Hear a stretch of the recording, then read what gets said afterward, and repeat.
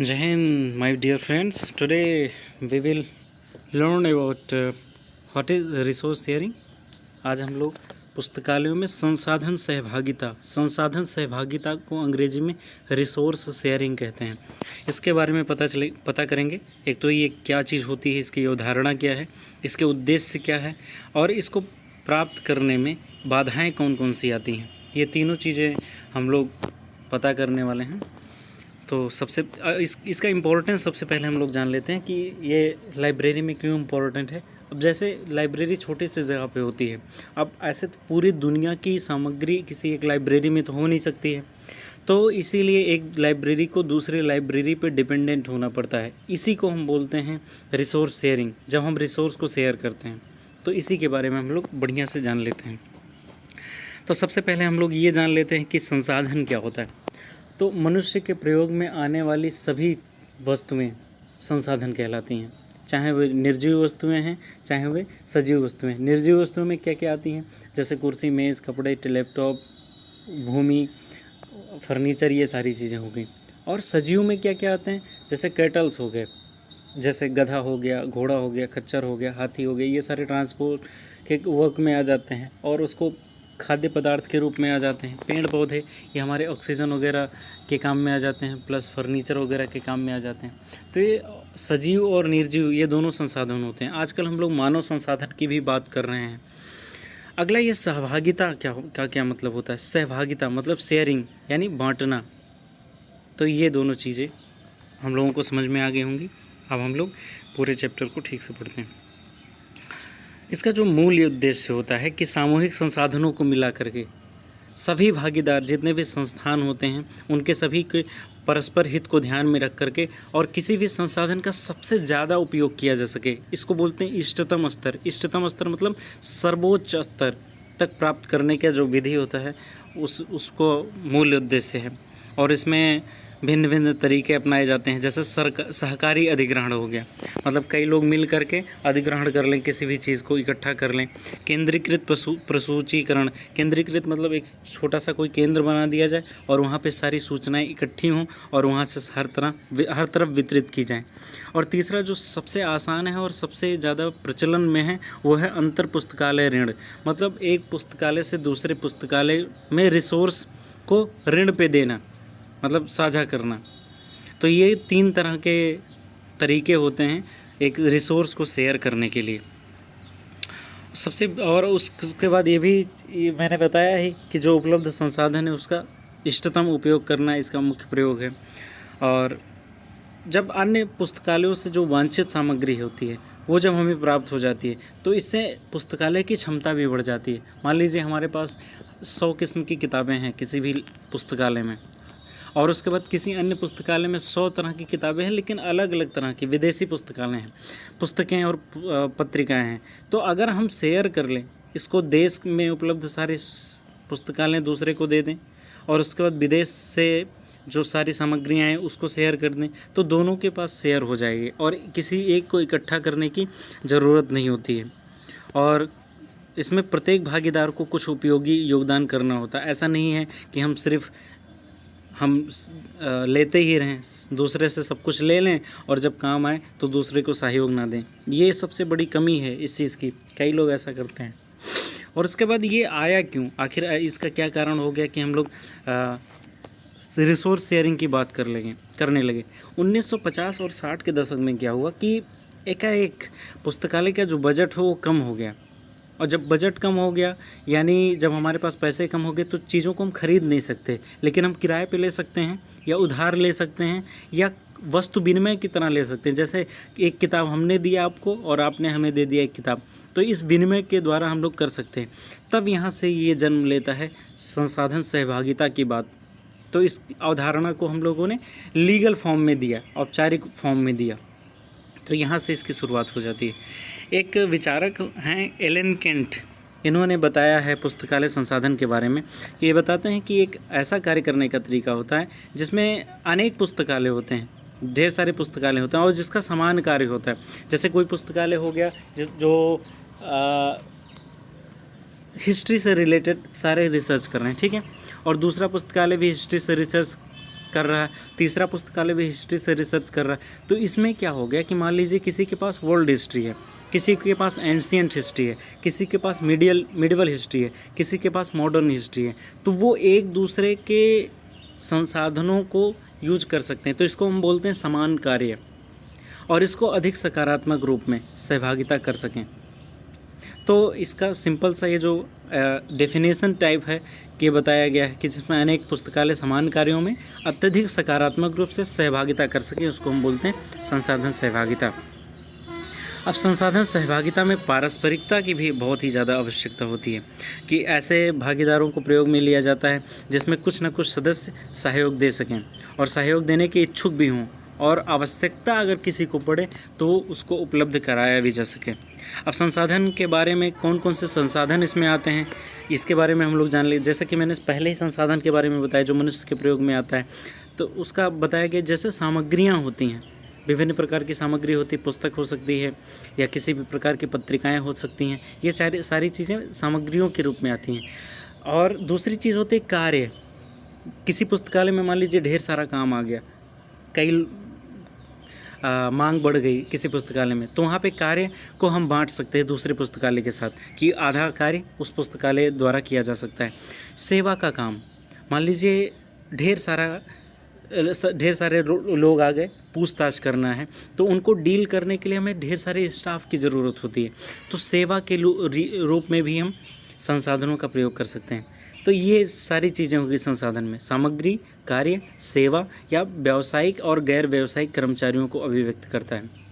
अब संसाधन में हर वस्तु, व्यक्ति अथवा कार्य शामिल होता है जो आवश्यकता के समय मांगा जा सके, ये संसाधन में शामिल हो जाता है। अब सहभागिता शब्द को मैंने बताया था कि बांटना होता है या आवंटित करना होता है या अपने संसाधन को दूसरों के लिए उपलब्ध कराना होता है, इसी को बोलते हैं सहभागिता। और एक बड़ी शानदार लाइन मुझे मिली कि परस्पर लाभ के लिए भागीदारी। अभी मान लीजिए कोई व्यक्ति आता है आपकी पुस्तकालय में और कोई जानकारी वो लेना चाहता है, और आपकी पुस्तकालय में अगर वो नहीं है और आपने उसको लौटा दिया कि हमारे पास नहीं, आप जाओ, तो जहाँ पे जाएगा उससे जानकारी मिल गई दूसरे पुस्तकालय में, तो आपके पुस्तकालय में वो दोबारा आएगा ही नहीं, वो तो उसी के पुस्तकालय में जाएंगे। और तो अगर हमने साझा किया होता उस पुस्तकालय वाले से तो हम तुरंत पूछ लेते। जैसे मान लीजिए कई मेडिकल स्टोर्स पे जब हम लोग दवा खरीदने जाते हैं तो उसके पास वो दवा नहीं होती, लेकिन वो आपसे पर्ची ले लेता है और वो जा कर के दूसरे मेडिकल स्टोर से ला करके आपको दवा दे देता है।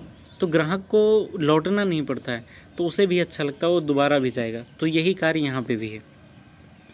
और ये जो पुस्तकालय संसाधन है, इसमें प्रिंटेड, मुद्रित मतलब होता है प्रिंटेड, और गैर मुद्रित मतलब अनप्रिंटेड या इलेक्ट्रॉनिक भी बोल सकते हैं, ये सारी संसाधनों को शामिल किया जाता है।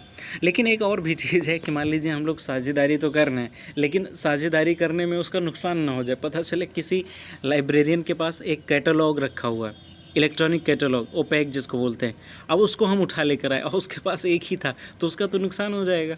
तो बिना, मान लीजिए उसके पास 5 कर्मचारी हैं और आपको ज़रूरत पड़ गई 3 कर्मचारी की, तो वहाँ से आपने 3 को बुला लिया, उसके पास 2 ही बचे, तो उसका तो नुकसान हो जाएगा।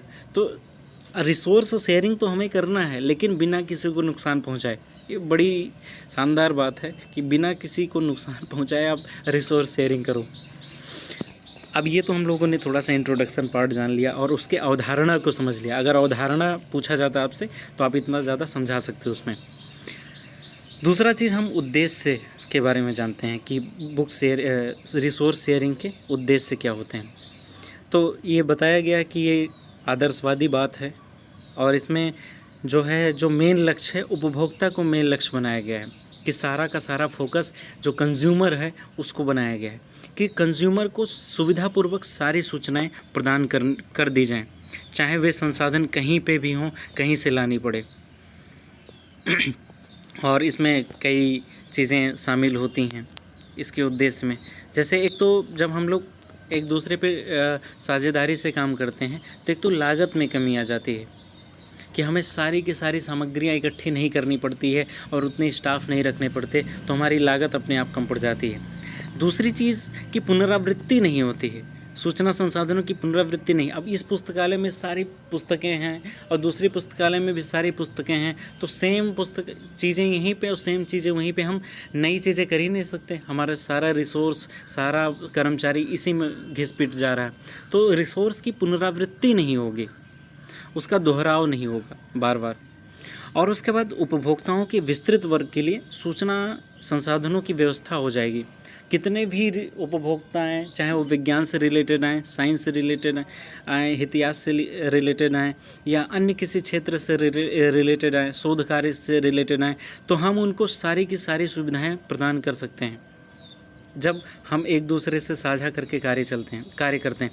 जैसे आपने वो सुना होगा, कार की जो कंपनियां होती हैं उसका वो टायर कोई और बनाता है, उसकी बॉडी कोई और बनाता है, बैटरी कहीं और से आता है, इंजन कहीं और से आता है, और असेंबलिंग वर्क कोई और करता है।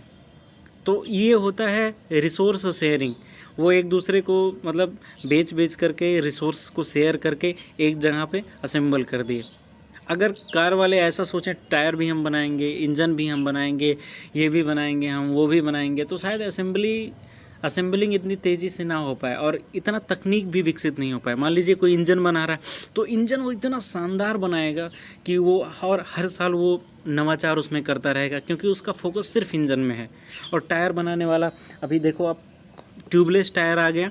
अभी ट्यूबलेस टायर भी पंचर हो जाता है, लेकिन अभी एक टायर पे विकास किया जा रहा है कि वो टायर चाहे कील धंस जाए या मोटा सा सरिया भी धंस जाए तो भी वो पंचर नहीं होने वाला, उस पर शोध कार्य चल रहा है, तो टायर ही बना रहा है ना। तो ऐसे ही विशेषीकृत क्षेत्रों का हम विकास कर सकते हैं। मान लीजिए अगर मैंने क्या किया कि एक लाइब्रेरी खोला और उसमें मैं सिर्फ और सिर्फ इतिहास की पुस्तकें ही रखूँगा, इतिहास से संबंधित सारी चीज़ें रखूँगा, तो हम पूरे ब्रह्मांड का जितना भी इतिहास रहेगा, सारी चीज़ों से रिलेटेड इतिहास आपको हमारे यहाँ मिल जाएगा। चाहे आपको साइंस से रिलेटेड किसी चीज़ का इतिहास है, भूगोल का इतिहास हो, किसी भी समाजशास्त्र का भी इतिहास है, सारे इतिहास आपको हमारे यहाँ मिल जाएंगे। तो ये विशेषीकृत स्पेशलाइजेशन को बढ़ावा देता है और ये बड़ी शानदार चीज़ होती है। और वहाँ पे सस्ता भी मिल जाएगा। मान लीजिए आपको पुस्तक खरीदनी हो, कोई पुस्तक खरीदनी हो और किराना स्टोर पे आप खरीदोगे तो क्या वो सस्ता मिल पाएगा? किराना वाला तो किराना भी बेचेगा और पुस्तक भी बेचेगा, ये सारी चीज़ें बेचेगा, तो ठीक से कॉपी वगैरह नहीं मिल पाएगा उचित दाम पे। लेकिन बुक स्टोर पे आप जाओगे तो फिर वहाँ पे आपको अच्छे दाम पे मिल जाएगा। तो ये बात हो गई। तो पुस्तक, और उसके बाद कम से कम खर्च में अधिक से अधिक चीज़ें उपलब्ध हो गई, ये भी बात हो गई। तो ये शानदार चीज़ है। एक लाइन मैंने बहुत ही शानदार पढ़ी थी, इसमें आप इसको देख सकते हो। जैसे कोई भी पुस्तकालय संपूर्ण विश्व के साहित्य को अपने में संग्रह नहीं कर सकता। बड़ी मज़ेदार लाइन है। कोई भी पुस्तकालय संपूर्ण विश्व के साहित्य को अपने में संग्रह नहीं कर सकता, इसलिए उसे अपने पाठकों को समस्त आवश्यकताओं की पूर्ति के लिए अन्य पुस्तकालयों पर निर्भर ही रहना पड़ता है। जैसे तो ये बड़ी ही शानदार लाइन थी। अपने दैनिक जीवन में भी हम इसको उपयोगी कर सकते हैं। जैसे एक अच्छे व्यक्ति का गुण क्या होता है, वो अच्छे लोगों को जोड़ के रखता है।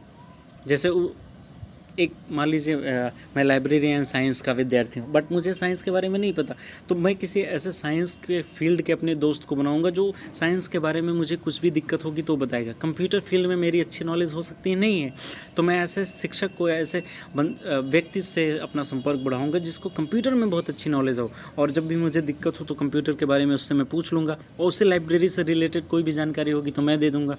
तो ये शेयरिंग हमारे रियल लाइफ में भी होता है। जैसे गांव में या शहरों में क्या होता है कि जैसे मान लीजिए दुकान दूर है, कोई गेस्ट आ गया, घर में चीनी नहीं है, तो बगल वाले से पड़ोसी से हमने मांग लिया चीनी।